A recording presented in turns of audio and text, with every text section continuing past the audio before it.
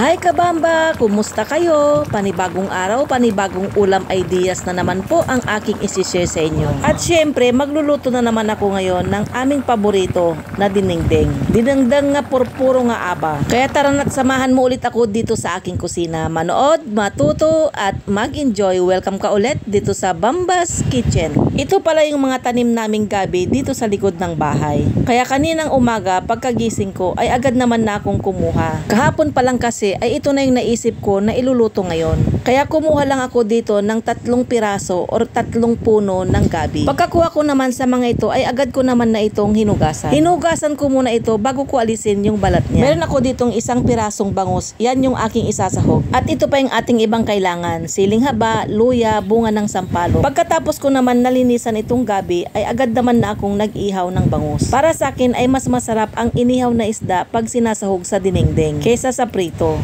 Tara at umpisa na nating magluto. Dito sa aking cooking pot na may tubig ay nilagay ko na dito yung mga luya. Sadyang dinamihan ko na yung paglagay dito ng luya. Ingkabel ko mutanda di bagas ti aba. At itong kalahati ng bangus, itong parte lang ng ulo yung aking nilagay. Akin lamang itong tinakpan at pinakuluan. Pagkakulo naman nito ay naglagay na ako dito ng bagoong. Baka na naman po hanapin nyo yung kalahati ng isda. Kasi nung nagluto ako na kalahati lang yung aking nilagay ay talagang hinanap nila yung kalahati. Yung kalahati kasi nito ay isasawsaw na namin ito sa kalamansi na may bagoong. Yun naman ay ulam ng aking mga binata. Hindi rin kasi sila masyado sa ganitong klaseng lutuin. Pagkalagay ko pala dito ng bagoong ay akin lamang itong pinakuluan ng medyo matagal. Pinakuluan ko lang ito ng matagal para naman lumasa itong sabaw niya. After ko naman pala ito mapakuluan ay akin lamang hinango itong bangus na kanyang sahog. Dahil ilalagay ko muna itong mga tangkay ng gabi. Magandang klase pala itong gabi na aming tanim. Ito yung medyo purple yung kulay niya. Dato ginakalnut tibagas na kabamba. Nung napakuluan ko na ito ng 5 minuto ay nagdagdag lang ako dito ng asin dahil medyo matabang ang tipla ko kanina. Pag nagluluto daw tayo ng gabi ay wag daw to masyadong pagkahalu-haluin para iwas daw ito sa kati pag kinain. Nilagyan ko na rin dito ng kunting tak-tak-tak na pampalasa. Yan ay optional lamang. Depende na rin kung gusto nyo. Wag nyo nang pansinin kung ako ay naglagay. Dahil sabi ko nga ay gusto kong maglagay niyan. At sa oras naman na ito ay akin nang binalik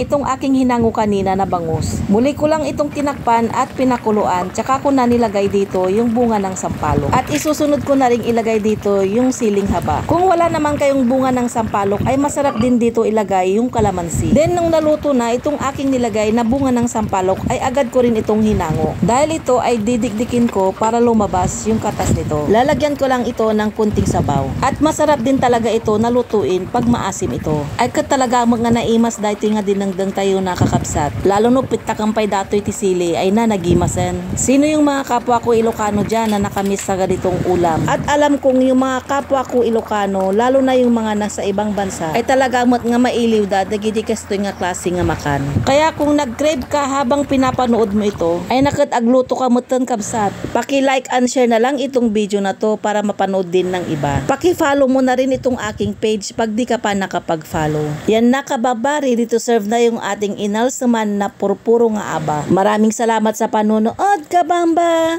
Hanggang sa muli.